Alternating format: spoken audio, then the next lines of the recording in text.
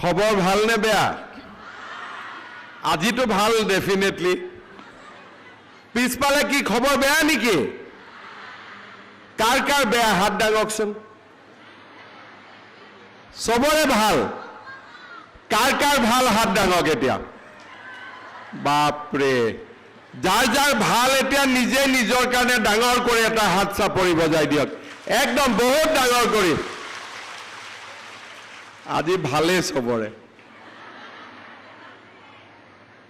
টকাটো নাপাম বুলি কোনে কোনে ভাবিছিল হাত ডাঙক এতিয়া কোনে কোনে নাপাম বুলি ভাবিছিলে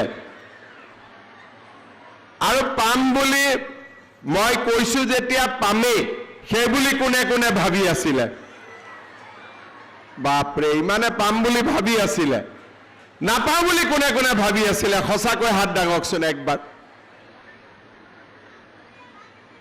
হা কি পাম বুলি ভাবিছিলে নাপাম বুলি কোনে কোনে ভাবিছিলে কোনবাইতো ভাবিছিলে আচ্ছা এতিয়া যে 10,000 টকাটো পালে আকৌ ভৱিষ্যতে মই 25,000 টকা দিম বুলি কোনে কোনে ভাবি আছে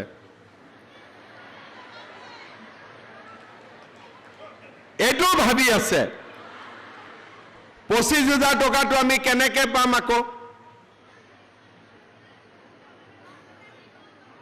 কেনেকে পাম কি কষ্ট কৰিব লাগিব কালি মই বিশ্বনাথত গৈছিলো এগৰাকী মহিলাই মোক কৈছে যে মামা আপুনি 10,000 টকাটো দিলে মই ভাল মোবাইল এটা কিনিম আৰু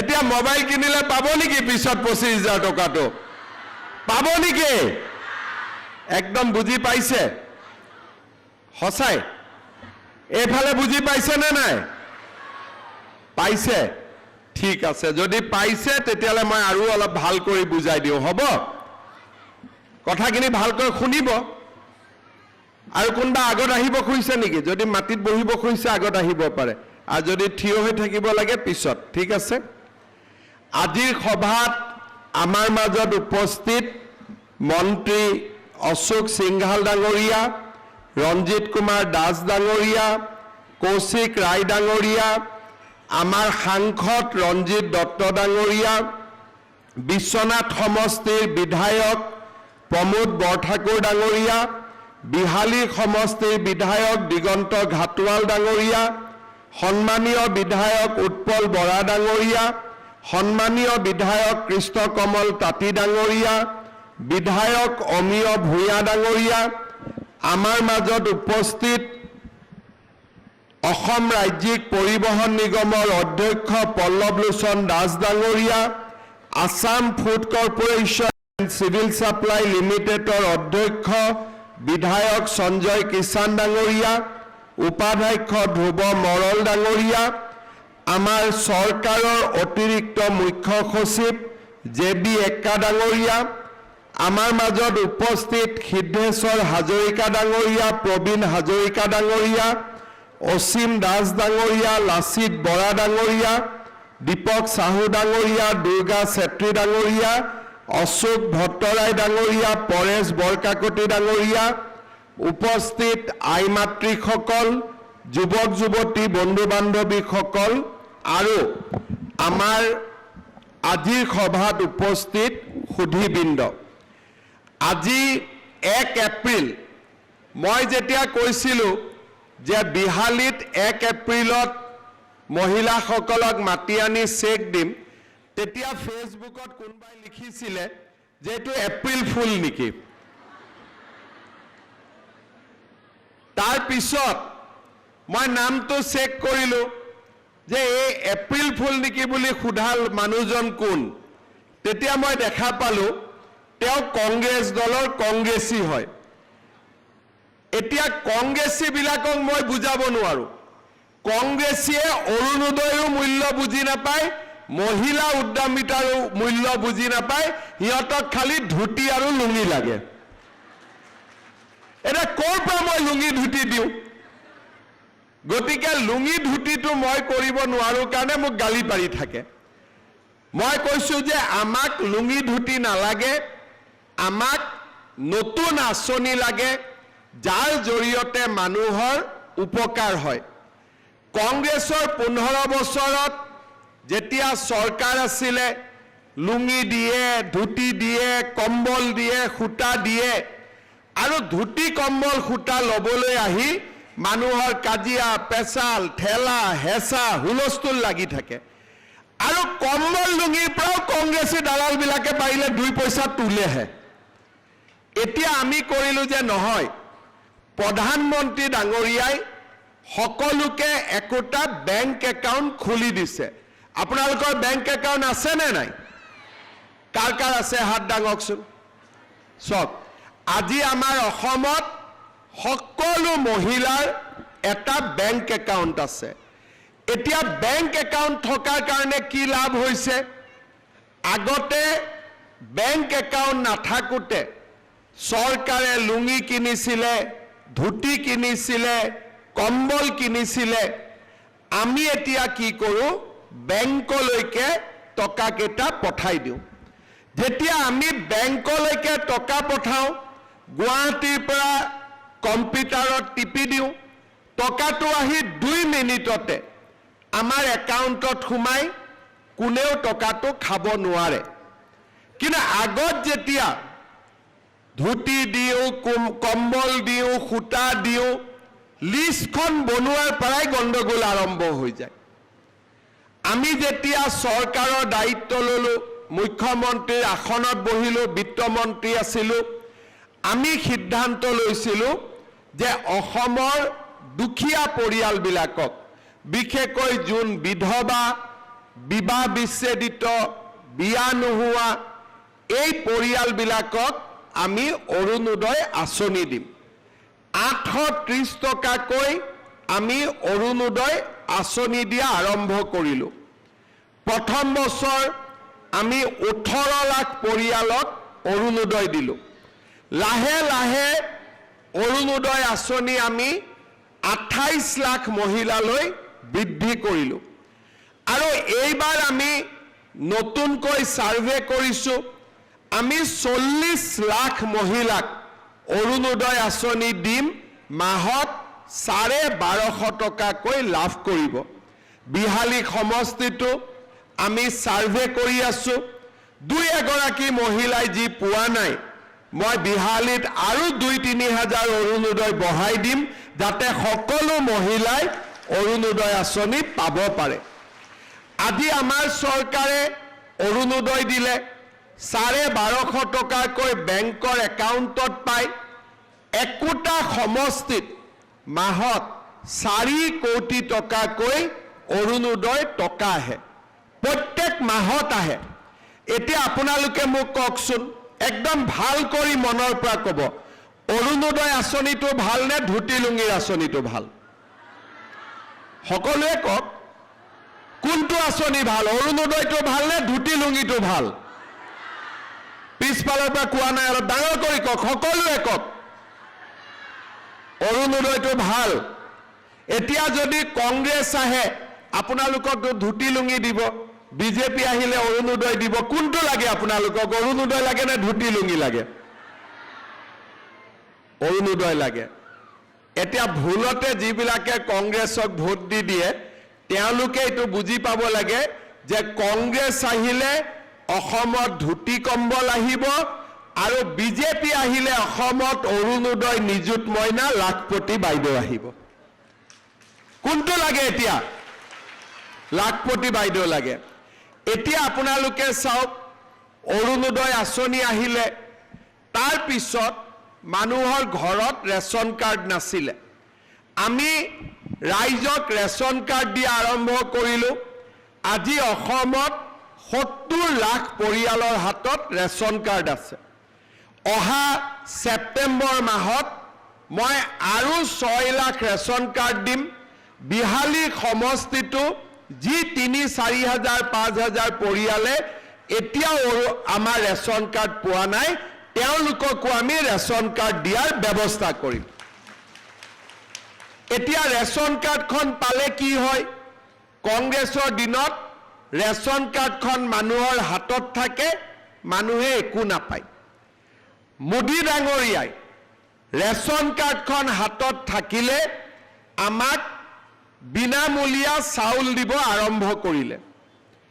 তাৰ পিছত সময় আগবাঢ়িলে, এইবাৰ সিদ্ধান্ত ল'লে যে যাৰ পৰিয়ালৰ ঘৰত ৰেচন কাৰ্ডখন থাকিব তেওঁলোকে বেমাৰ আজাৰ হ'লে 5 লাখ টকালৈকে বিনামূলীয়া হস্পিটালত চিকিৎসা ল'ব পাৰিব।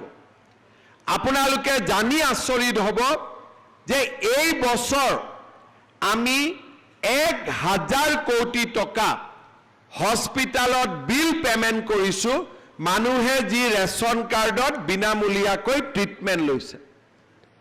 তাৰ পিছত এইবাৰ আমি কি সিদ্ধান্ত লৈছোঁ যে ৰেচন কাৰ্ডত আমাৰ চাউল পালোঁ, ৰেচন কাৰ্ডত মেডিকেল ট্ৰিটমেণ্ট হয়। এইবাৰ আমি ভাবিলোঁ যে ৰেচন কাৰ্ডত দালি দিব পাৰি নেকি, ৰেচন কাৰ্ডত চেনি দিব পাৰি নেকি, ৰেচন কাৰ্ডত নিমখ দিব পাৰি নেকি। এতিয়া কম দিনৰ ভিতৰতে আমি আৰু এটা নতুন আঁচনি আনিম যে যাৰ যাৰ পৰিয়ালত ৰেচন কাৰ্ড আছে বজাৰতকৈ 25 টকা কম দামত তেওঁলোকে 1 কেজিকৈ দালি পাব, বজাৰতকৈ 25 টকা কমত 1 কেজিকৈ চেনি পাব আৰু বজাৰতকৈ 10 টকা দামত 1 কেজিকৈ নিমখ পাব। তাৰমানে এতিয়া ৰেচন কাৰ্ডখন দেখুৱালে চাউলো পালোঁ, ৰেচন কাৰ্ডখন দেখুৱালে দালিও পালোঁ, ৰেচন কাৰ্ডখন দেখুৱালে নিমখো পালোঁ, ৰেচন কাৰ্ডখন দেখুৱালে চেনিও পালোঁ আৰু ঘৰত 1250 টকাৰ অৰুণোদয়ো পালোঁ। এতিয়াতো আমাৰ ল'ৰা ছোৱালীৰো জন্ম হয়, ল'ৰা ছোৱালীক কোনে পঢ়াব? বোলে এইটো মামায়ে পঢ়াই দিব লাগিব। লেঠা লাগিলে। এতিয়া ছোৱালীবিলাকক আমি কি কৰিলোঁ যে 11ত পঢ়িলে প্ৰত্যেক মাহত বেংকৰ একাউণ্টত টকা পাব। তাৰমানে দেউতাক মাকৰ দায়িত্ব নাই আৰু সব ভাগিনবিলাক মোৰে হৈ গ'ল আৰু যাৰ যাৰ ঘৰৰ ল'ৰা ছোৱালী আছে। তাৰপিছত ডিগ্ৰী ফাৰ্ষ্ট ইয়াৰতো দিব নালাগে আৰু পোষ্ট গ্ৰেজুৱেট পঢ়িলে প্ৰত্যেক মাহত 2500 টকা কৰি আমি বেংকৰ একাউণ্টত দিলোঁ। এইবাৰ আমি কি কৰিম, ফাৰ্ষ্ট ইয়াৰবিলাকতো ছেকেণ্ড ইয়াৰ পাব, তেতিয়া নতুনকৈ ফাৰ্ষ্ট ইয়াৰত নামভৰ্তি কৰিব তেওঁলোককো এইবাৰ আমি নিযুত মইনা আঁচনি দিয়া আৰম্ভ কৰিম। তাৰমানে এতিয়া আপোনালোকে চিন্তা কৰক, অৰুণোদয় পালোঁ, চাউল পালোঁ, 5 লাখ টকালৈকে ট্ৰিটমেণ্ট হ'ল, ৰেচন কাৰ্ডত চাউল পালোঁ, দালি পালোঁ, নিমখ পালোঁ, চেনি পালোঁ আৰু মোৰ ছোৱালীয়ে পঢ়িব গ'লে মামাই বেংক একাউণ্টত টকাও পঠাব আৰু ক্লাছ 9ত যিবিলাকে পঢ়িব তেওঁলোকে চাইকেল এখনো পাব। এতিয়া মই আৰু এটা মনত ভাবি আছোঁ যে মেট্ৰিক পৰীক্ষা দিয়াৰ আগতে সব ল'ৰা ছোৱালীকে অলপ অলপ মাষ্টৰ এটাই চাই দিলে ভাল হয়, তেতিয়া ল'ৰা ছোৱালীয়ে ভাল ৰিজাল্ট কৰিব পাৰে। কিন্তু দুখীয়া মানুহে কেনেকৈ ল'ৰা ছোৱালীক টিউচন দিব? সেইকাৰণে যিমান ল'ৰা ছোৱালীয়ে মেট্ৰিক পৰীক্ষা দিব 6 মাহ আগৰ পৰা তেওঁলোকৰ বেংক একাউণ্টত মই 300কৈ টকা দিম, যাতে মাষ্টৰক আমি টিউচন বা ঘৰত গাঁৱত যোন ল'ৰা ছোৱালী অলপ শিক্ষিত ল'ৰা ছোৱালী থাকে তেওঁলোকে যাতে গধূলি আমাৰ মেট্ৰিক কেণ্ডিডেটখিনিক পঢ়ুৱাব পাৰে। এখন গাঁৱত 10 গৰাকী মেট্ৰিক কেণ্ডিডেট আছে, গাঁৱতে এজনী পঢ়া জানা ছোৱালী আছে। মেট্ৰিক কেণ্ডিডেটটোৰ বেংক একাউণ্টত মই 300 টকা দিম, 10 গৰাকী ছোৱালী ল'ৰাই লগ লাগি 3 × 10 3000 হ'ল। গাঁৱৰ পঢ়া ছোৱালীজনীক পইচাটো দিলে সদায় গধূলি 2 ঘণ্টা সময় ছোৱালীজনীয়ে ল'ৰা ছোৱালীকেইটাক চাই দিলে।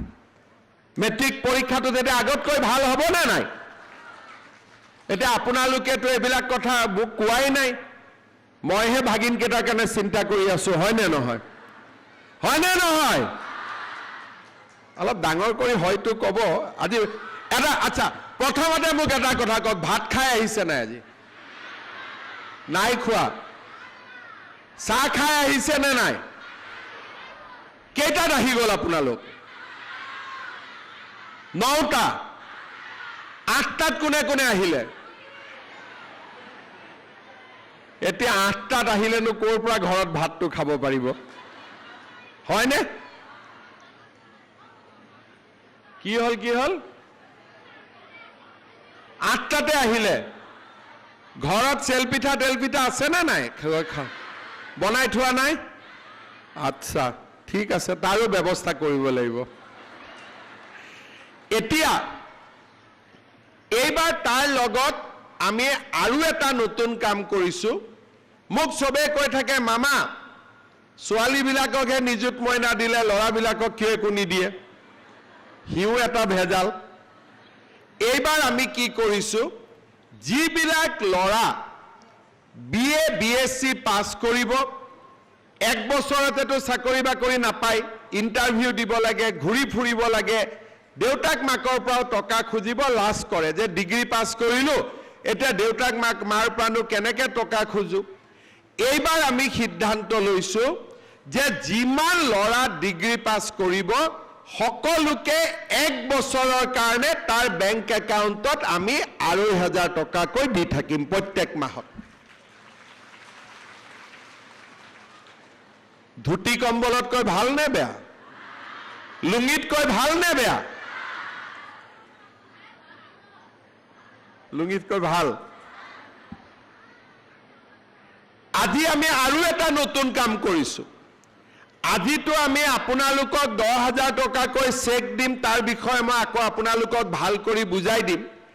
কিন্তু আজিৰ পৰা আমাৰ ইলেক্ট্ৰিচিটিৰ বিলো 1 টকাকৈ আজিৰ পৰা কমি যাব। অৰ্থাৎ 1 মে'ত যেতিয়া ইলেক্ট্ৰিচিটি বিল আহিব, 1 টকা প্ৰতি ইউনিটৰ দাম কমিব। আৰু নৱেম্বৰ ডিচেম্বৰত মই পাৰিলে আৰু 50 পইচা 1 টকা ইলেক্ট্ৰিচিটিৰ দাম আৰু কমাই দিম। এতিয়া চাকৰি লওঁতে পইচা দিব লাগে নেকি? ঘোষ দিব লাগে নেকি? 1 লাখ ল'ৰা ছোৱালীয়ে আমাৰ চৰকাৰৰ দিনত টকা পইচা নিদিয়াকৈ চাকৰি পালে, আৰু 50,000 ল'ৰা ছোৱালীক আমি অক্টোবৰ মাহৰ 10 তাৰিখে টকা পইচা নোলোৱাকৈ চাকৰি দিম। কংগ্ৰেছৰ দিনত অংগনবাদী চাকৰি এটাৰ কাৰণেও ঘোষ দিব লাগিছিলে। আজি মানুহ DSP হয়, মেজিষ্ট্ৰেট হয়, 1 টকাও ঘোষ দিব নালাগে। মই এই কথাখিনি কিয় কৈছো যে আমাৰ মানুহে কেতিয়াবা কেতিয়াবা আমাৰ মানুহবিলাকে, কংগ্ৰেছৰ মানুহবিলাকে ভুলকৈ পৰিচালনা কৰে। 2টা দিন দেৰি হ'ল, বিহালীত মুখ্যমন্ত্ৰীয়ে কৈ গৈছিল পইচা দিম বুলি, নিদিলে দেখোন। এতিয়া ক'ত সোমাই আছে? আজি সব গাঁতৰ তলত সোমাই আছে।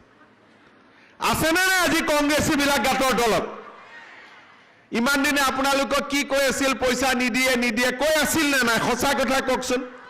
কৈছিলে নাই? সঁচা কথা কওকচোন। পইচা নিদিয়ে বুলি কৈছিলে নাই? যে এনেই কৈছে, ক'ত দিব পইচা এই বুলি কৈছিলে নে নাই? এতিয়া আজিতো কংগ্ৰেছী কেইটা গাঁতৰ তলত আছে। সিহঁতক পাৰ্মানেণ্টলি গাঁতত সোমাই দিব লাগে, যাতে গাঁতৰ পৰা আৰু ওলাই আহিবই নোৱাৰে। কাৰণ এওঁলোকে আমাক কেতিয়াও সহায় কৰা নাছিলে। অসমৰ ল'ৰা ছোৱালীক চাকৰি নামত 10 লাখ, 20 লাখ, 30 লাখ টকাকৈ ঘোষ লৈছিলে, লুঙি ধুতিৰ নামতো পইচা লৈছিলে, আৰু ঘৰৰ জিঅ' টেগিঙৰ নামতো পইচা লৈছিলে। এইবাৰ আমি জিঅ' টেগিং কাক কৰিব দিছো? জীৱিকা সখী বাইদেউবিলাকক কৰিব দিছো। হ'ল নে নাই ঘৰত জিঅ' টেগিং? কাৰ কাৰ হ'ল? হাত দাঙকচোন। বা চবে জিঅ' টেগিং কৰি দিলে। আৰু যাৰ যাৰ জিঅ' টেগিং জীৱিকা সখী বাইদেউবিলাকে কৰিব পৰা নাই, 3 তাৰিখৰ পৰা আপোনালোকে নিজৰ জিঅ' টেগিং নিজে কৰি ল'ব পাৰিব, তাৰো ব্যৱস্থা আমি কৰিছো। এইবিলাক কামটো কংগ্ৰেছেও কৰিব পাৰিলেহেঁতেন। কংগ্ৰেছৰ দিনতো অফিচাৰ আছিলে, কংগ্ৰেছৰ দিনতো ডাঙৰ ডাঙৰ মন্ত্ৰী আছিলে, মুখ্যমন্ত্ৰী আছিলে, তেওঁলোকে কিয় কৰা নাছিলে? আজি আপোনালোকক মই আৰু এটা কথা ক'ম। আমাৰ অসমীয়া মানুহে, আমাৰ আন জাতি জনগোষ্ঠীৰ আমাৰ মানুহবিলাকে খেতি পথাৰখন এৰি দিছিলে। কিয় খেতি পথাৰখন এৰি দিছিলে? যে আমি ধান উৎপাদন কৰোঁ, দিনটো তাতে আমি হাল মাৰোঁ, ট্ৰেক্টৰ মাৰোঁ, আৰু যেতিয়া ধান কেইটা উৎপাদন হয় আমাৰ বিক্ৰী কৰা জাগা নাথাকে, 600 টকাত আমি মহাজনক ধান দি দিব লাগে। আজি আপোনালোকে চিন্তা কৰক, 1 কুইণ্টল ধানত যদি বিক্ৰী কৰি মাত্ৰ আমি 600 টকা পাওঁ, কোনে খেতি কৰিব? মই মুখ্যমন্ত্ৰী হোৱাৰ পিছত আমাৰ মন্ত্ৰী ৰঞ্জিত দাস আছিলে, আমি বহি ঠিক কৰিলোঁ যে আমি চাউল আৰু ধান আমি মানুহৰ পৰা কিনিম। সমষ্টিত ধান মিল বনালোঁ, গুদাম বনালোঁ। প্ৰথম বছৰত আমি 600 টকাৰ জাগাত মানুহৰ পৰা 1800 টকাত আমি ধান কিনিলোঁ। মানুহে ধান বিক্ৰী কৰিলে আৰু মিলৰ মালিকেও 1800 টকা দাম দিবলৈ বাধ্য হ'ল। এই বছৰ আমি মানুহৰ পৰা ধান 2300 টকাত কিনি আছিলোঁ। আজিৰ পৰা এতিয়া আপোনালোকৰ সন্মুখতে মই খেতিয়কক চেক দিম, আজিৰ পৰা ধানৰ দাম 2300 টকাৰ জাগাত 2550 টকাত আমি খেতিয়কৰ পৰা কিনিম। অৰ্থাৎ আজিৰ পৰা মানুহে, কৃষকে খেতি কৰি পেলাই এটা মূল্য পাব। প্ৰধানমন্ত্ৰী ডাঙৰীয়াই কৃষক সন্মান যোজনাৰ নামত আমাৰ বেংকৰ একাউণ্টত প্ৰতি 4 মাহৰ মূৰে মূৰে টকা পঠিয়ায়, আৰু আজিৰ পৰা ধানৰ মূল্যও 2550 টকাত আমি কিনিম। আৰু 1 কুইণ্টল সৰিয়হ আজিৰ পৰা আমি 6450 টকাত আমি খেতিয়কৰ পৰা কিনা আৰম্ভ কৰিম। এতিয়া মই আপোনালোকক অনুৰোধ কৰিম যে খেতিৰ মাটি পৰি থাকিব নিদিব। একটা সময় আছিল যে ক্ষুদ্ৰ চাহ খেতি কৰিলে টকা বেছি পায়, কিন্তু এতিয়া ধান উৎপাদন কৰিলে টকা বেছি পাব। এইবাৰ 2550 টকা, অহাবাৰ নিশ্চয় মই আশা কৰোঁ ধানৰ দাম প্ৰতি কুইণ্টলত 2600 টকাও পাৰ হৈ যাব। আৰু প্ৰত্যেক বছৰতে 100-150 টকাকৈ ধান আমি বেছি দামত কিনিব আৰম্ভ কৰিছোঁ। শ্ৰদ্ধাৰ ৰাইজ, আজি ভাৰতীয় জনতা পাৰ্টিৰ চৰকাৰখনে ৰাইজৰ কামটো কৰিয়ে আছে। ৰাস্তা বনি আছে, স্কুল বনি আছে, কলেজ বনি আছে, ইউনিভাৰ্চিটি হৈ আছে, কিন্তু দুখীয়া আৰু মধ্যবিত্ত ৰাইজখনকো আজি আমি এফালৰ পৰা সহায় কৰি গৈ আছোঁ। এতিয়া মই আজি আপোনালোকক মহিলা উদ্যমিতা আঁচনিৰ বিষয়ে 2 আষাৰ মই কথা ক'ব খুজিছোঁ। কি মা দে ব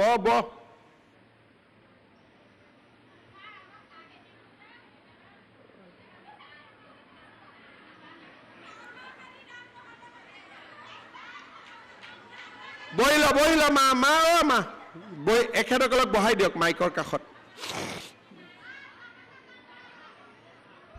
এতিয়া আপোনালোকে আচল কথাখিনি শুনক যে মহিলা উদ্যমিতা আঁচনিটো কি আৰু এই আঁচনিটোৰ পৰা আমি কেনেকৈ উপকৃত হ'ব পাৰিম।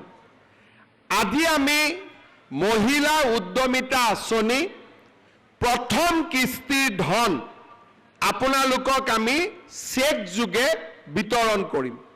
মিটিঙৰ পিছতে আপোনালোকক আমি চেক দিম, আপোনালোকে আজিয়ে ঘৰত চেকখন লৈ যাব।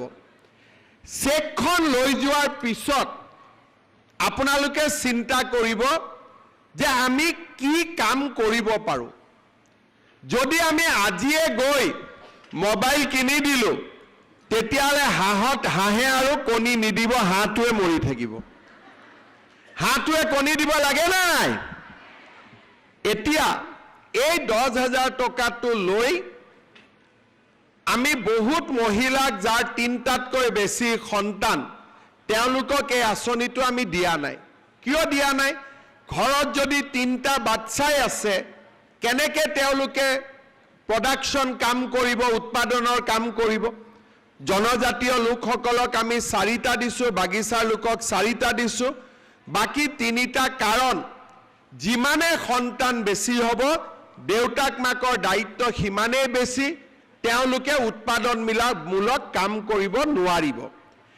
আমাৰ আঁচনিটোৰ লক্ষ্য হৈছে যে আমি আপোনালোকক আজি 10,000 টকা আপোনালোকক দিম আৰু আপোনালোকে অহা 1 বছৰ এই 10,000 টকাটো সৎ ব্যৱহাৰ কৰিব। কোনোবাই শালত দিব, কোনোবাই গিৰিয়েক বা স্বামীৰ ব্যৱসায় আছে তাতে 10,000 টকাটো দিব, কোনো আপত্তি নাই। বেয়া কামত খৰচ কৰিব নালাগে, ভাল কামত খৰচ কৰাত কোনো আপত্তি নাই। ঘৰত যদি মোৰ বাগিচা আছে, ক্ষুদ্ৰ চাহ খেতি আছে তাতো লগাই দিয়ক, কোনো অসুবিধা নাই। শালত কৰক, মুৰ্গী কৰক, কণী কৰক, ব্যৱসায় কৰক। 1 বছৰ পিছত আমি আপোনালোকৰ ঘৰে ঘৰে আহি পৰীক্ষা কৰিম। আমি আপোনালোকক সুধিম যে আপোনালোকে টকাটো ক'ত ব্যৱহাৰ কৰিলে। যিসকল আই মাতৃয়ে এই টকাটোৰ সৎ ব্যৱহাৰ কৰিব অহা বছৰ তেওঁলোকক আমি 25,000 টকাকৈ তেওঁলোকক আমি আগবঢ়াম। এই 25,000 টকাৰ 12,500 মই বেংকৰ পৰা আনি দিম, 12,500 চৰকাৰৰ পৰা দিম। চৰকাৰৰ টকাটো ঘূৰাই দিব নালাগে, বেংকৰ টকাটো ঘূৰাই দিব লাগিব, কিন্তু সুদ দিব নালাগে। বেংকৰ সুদটো চৰকাৰেই দিব, মাত্ৰ মূলটো আপোনালোকে ঘূৰাই দিব। আৰু যিসকলে সুন্দৰভাৱে এই 25,000 টকাৰ সৎ ব্যৱহাৰ কৰিব তেওঁলোকক তৃতীয় বছৰটোত আমি 50,000 টকা কৰি আমি আগবঢ়াম। হাঁহে যেনেকৈ কণী পাৰে এই 10,000 টকায়ো দুবাৰ কণী পাৰিব, এবাৰ 25,000ৰ কণী পাৰিব, এবাৰ 50,000 টকাৰ কণী পাৰিব। কণী পাৰিব লাগে না নাই? লাগে। যদি কণী পাৰিব লাগে আমাৰ হাঁহটোক অলপ খাদ্য বস্তু খুৱাব লাগিব, আৰু তাৰ অৰ্থটোৱে হ'ল যে এই টকাটোৰ আপোনালোকে সৎ ব্যৱহাৰ কৰিব লাগিব। কাকো খুৱাব নালাগে, মাত্ৰ নিজে নাখালে হ'ল, নিজে ইয়াক ভাল কামত লগালে হ'ল। কোনে কোনে ভাল কামত লগাব? চবে লগাব। আৰু কোনে কোনে মোবাইল কিনিব? যোনে মোবাইল কিনিব তাক মই আৰু 2,000 টকা দি দিম যাতে ভাল মোবাইল এটা পায়। কোনে কোনে মোবাইল কিনিব? পিছফালে কোনোবাই মোবাইল কিনিব নেকি? নিকিনে। কোনে কোনে নিকিনে হাত দাঙক। আচ্ছা, ৰঞ্জিত দা, মোবাইল দোকানীটো ব্যৱসায় বেয়া হৈ গ'ল। এতিয়া মোবাইল দোকানীবিলাকে নকলে হ'ল মামাক অহাবাৰ ভোট নিদিওঁ বুলি। চবে আশা কৰি আছে যে আজি উদ্যমিতাৰ টকা হ'ব, আই মাতৃসকলে ফেচবুক চাবৰ কাৰণে মোবাইল কিনি ল'ব। নিকিনিব দেই কোনেও, ঠিক আছে? ভাল কৰি টকাটো ব্যৱহাৰ কৰক। আমি আপোনালোকক অহা বছৰ আৰু 25,000 টকা, তাৰ পিছত আমি আপোনালোকক আৰু 50,000 টকা দিম। মই আপোনালোকক জনাবলৈ পাই ভাল পাইছোঁ যে সমগ্ৰ অসমতে এই আঁচনিটোৰ জৰিয়তে প্ৰায় 30 লাখ, এগৰাকী দুগৰাকী নহয়, 30 লাখ মহিলা উপকৃত হ'ব। বিহালীত কিমান পাব একা আজি?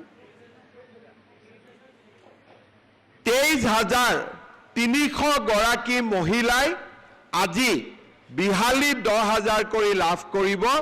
তাৰ মানে 30 কোটি টকা। মোৰ ঘৰত আহোঁতে 10,000 লাগে, কিন্তু যদি 10,000 আৰু 23,000 পূৰণ কৰি দিয়ে 230 কোটি টকা। আজি বিহালী সমষ্টিত আপোনালোকে 230 কোটি টকা লাভ কৰিব। আমি সকলোৱে যদি টকাটো হিচাপ কৰোঁ, এজনৰ ঘৰত 10,000 আহিব, কিন্তু সকলোৱে যোগ বিয়োগ কৰি দিলে 230 কোটি টকা আজি আমাৰ বেংকটোত লেনদেন হ'ব। মই পুনৰবাৰ আমাৰ পঞ্চায়ত আৰু গ্ৰামোন্নয়ন বিভাগৰ সকলো বিষয়া কৰ্মচাৰীক ধন্যবাদ জনাইছোঁ। মন্ত্ৰী ৰঞ্জিত দাস ডাঙৰীয়াক ধন্যবাদ জনাইছোঁ এই আঁচনিটো সুন্দৰভাৱে আগবঢ়াই লৈ যোৱাৰ বাবে। মই আপোনালোক সকলোকে অনুৰোধ কৰিম, আমাৰ মন্ত্ৰী ৰঞ্জিত দাস আৰু ডিপাৰ্টমেণ্টৰ বিষয়াসকলৰ কাৰণে আপোনালোকে এটা ডাঙৰ হাত চাপৰি বজাই দিয়ক। আমাৰ এই আঁচনিটো বিহালীত প্ৰথম হ'ল, আৰু বিহালীত এই আঁচনিটো ৰূপায়ণ কৰাৰ বাবে মই আমাৰ সাংসদ ৰঞ্জিত দত্ত আৰু বিধায়ক দিগন্ত ঘাটোৱাল ডাঙৰীয়াকো ধন্যবাদ জনাইছোঁ। এটা দীঘলীয়াকৈ হাত চাপৰি বজাই দিয়ক তেখেতসকলৰ কাৰণেও। আপোনালোকে যিমানে উৎসাহ দিব, আমাৰ মানুহে সিমানে দুগুণ উৎসাহেৰে কাম কৰিব। আপোনালোকে আমাক যেতিয়া আশীৰ্বাদ কৰে, আমাক আপোনালোকে ভোট দিয়ে, তেতিয়া আমি আপোনালোকৰ কাৰণে দুগুণ উৎসাহেৰে কাম কৰাৰ বাবে চেষ্টা কৰোঁ। আপোনালোকে আশীৰ্বাদ দি থাকিব, যাতে অনাগত দিনতো আপোনালোকৰ কাৰণে আমি এনেকৈ কাম কৰি গৈ থাকিব পাৰোঁ।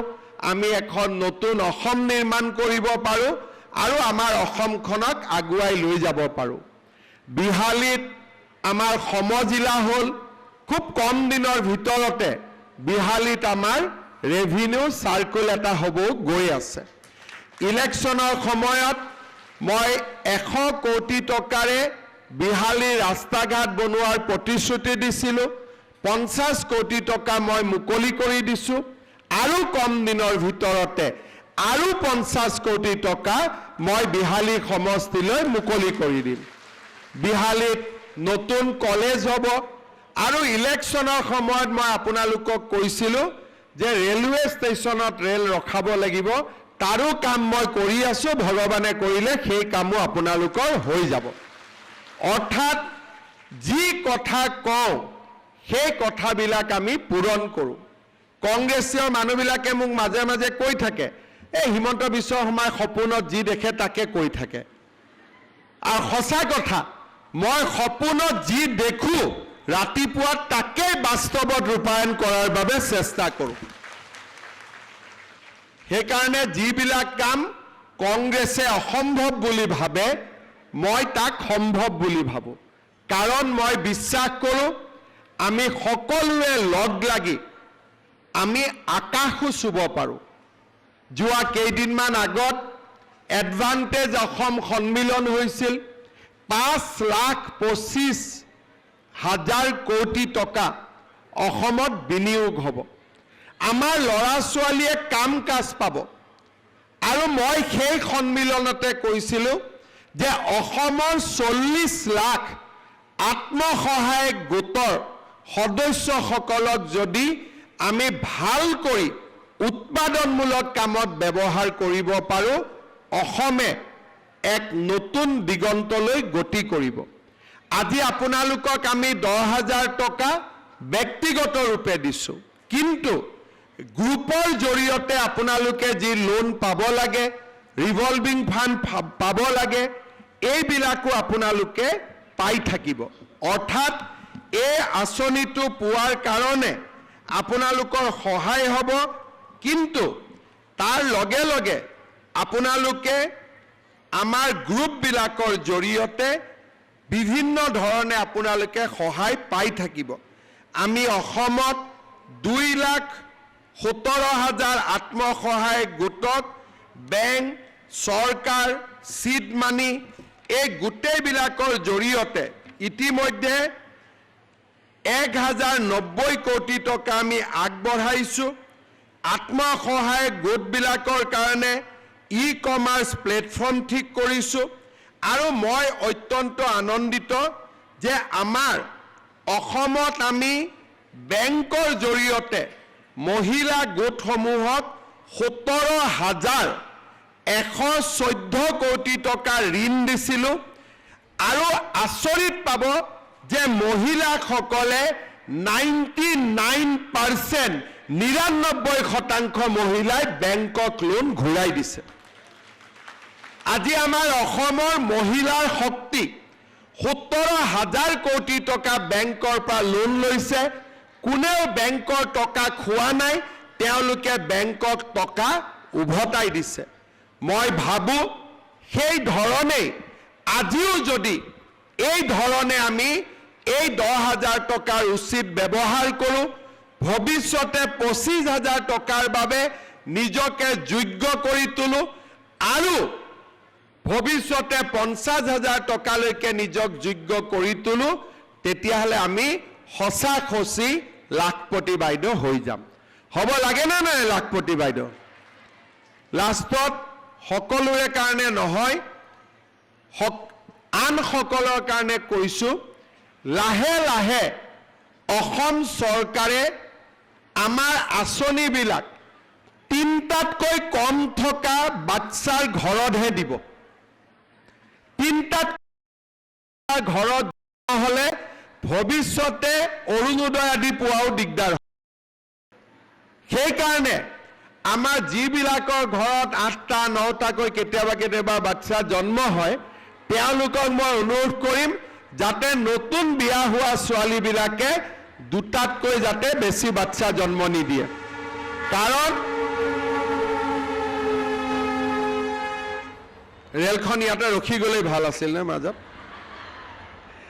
আমাৰ এই আঁচনিটোৰ জৰিয়তে আমি অসমৰ মহিলা আৰু এটা বাৰ্তা প্ৰেৰণ কৰিছোঁ যে আমি যাতে অত্যাধিক ঘৰত শিশুৰ জন্ম নিদিওঁ আমাৰ কিছুমান পৰিয়ালত বিভিন্ন কাৰণত এতিয়াও 6-7টা বাচ্চা জন্ম হয় লাহে লাহে চৰকাৰে যাৰ ঘৰত 6-7টা বেছি বাচ্চা জন্ম হয় লাহে লাহে চাউলো বন্ধ হ'ব তেওঁলোকৰ কাৰণে অৰুণোদয় আঁচনিও বন্ধ হ'ব মহিলা উদ্যমিতাও নাপাব যাৰ হৈ গ'ল তেওঁলোকৰ কাৰণে কোৱা নাই যি নতুনকৈ বিয়া হৈছে যাৰ হৈ গ'লতো হৈ গ'ল ভগৱানে দিলে আল্লাই দিলে কি কৰিব এতিয়াতো আৰু উপায় নাই হয়নে নহয় কিন্তু নতুনকৈ বিয়া হোৱা ছোৱালীবিলাকক আমি শিকাব লাগিব যাতে 2টা বা 3টাতকৈ বেছি বাচ্চা আমাৰ ঘৰত জন্ম নহয় মই ঠিক কৈছোঁ নে নাই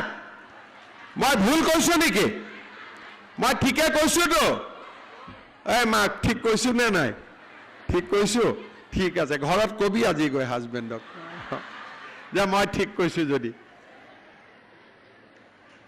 ঠিক কৈছোঁ নে নাই একদম আজি ঘৰত গৈ কবি দেই চবৰ পৰিয়াল 2টা বা 3টা আৰু চৰকাৰী আঁচনি আহিব নিযুত মইনা আহিব ল'ৰা ছোৱালীক পঢ়াম বিনামূলীয়া চাকৰি পাম তাৰ লগত বিনিয়োগ হ'ব উদ্যোগ হ'ব আমাৰ অসমখন আগবাঢ়ি যাব তাকেই মই পুনৰ কামনা কৰিছোঁ আৰু বিহালী ৰাইজক মই ধন্যবাদ জনাইছোঁ যে আপোনালোকে আমাক আশীৰ্বাদ কৰিছিলে আজি 1 এপ্ৰিল তাৰিখে আমি ইয়াত সকলো লগ হৈছোঁ খন্তেক সময় পিছতে আৰু মাত্ৰ 2 মিনিট সময় আপোনালোকে অপেক্ষা কৰিব মই আৰু এটা মিটিংবিলাকত কওঁ আমাৰ মিটিংবিলাক আৰম্ভ হয় ও মোৰ আপোনাৰ দেশ তাৰমানে আমি আমাৰ জন্মভূমি অসম মাতৃক আমি সন্মান জনাওঁ মিটিং আমি শেষ কৰোঁ জনগণ মন তাৰমানে আমি ভাৰত মাতাক প্ৰণাম জনাওঁ কোনো মিটিং ও মোৰ আপোনাৰ দেশ দি আৰম্ভ জনগণ মন দি শেষ যেতিয়ালৈকে জনগণ মন নহয় তেতিয়ালৈকে আমি ধুনীয়াকৈ অপেক্ষা কৰিম কেইগৰাকীমান মহিলাক মই চেকখন দি দিম মোৰো মনটো ভাল লাগিব অলপ হাতখনৰ আপোনালোকৰ কিবা এটা দিব পাৰিলে মোৰো মনটো পবিত্ৰ পবিত্ৰ লাগিব। আৰু নতুনকৈ আজিৰ পৰা যে ধানৰ নতুন দাম দিম, এই ধান আজিৰ দিনটোত আমি যাৰ পৰা কিনিছোঁ তেওঁলোককো আমি চেক দি আজিৰ সভা সামৰণি মাৰিম। মোৰ লগত আপোনালোক সকলোৱে একেলগে ক'ব, ভাৰত মাতা কি, ভাৰত মাতা কি, নৰেন্দ্ৰ মোদী, নৰেন্দ্ৰ মোদী। কাৰণ আজি আমি যিমান আগবাঢ়িছোঁ, মোদী ডাঙৰীয়াৰ কাৰণে আগবাঢ়িছোঁ। মই পুনৰ এবাৰ বিহালীৰ ৰাইজক মোৰ প্ৰণাম জনাই মই মোৰ বক্তব্যৰ সামৰণি মাৰিছোঁ। ধন্যবাদ। জয় হিন্দ, বন্দে মাতৰম।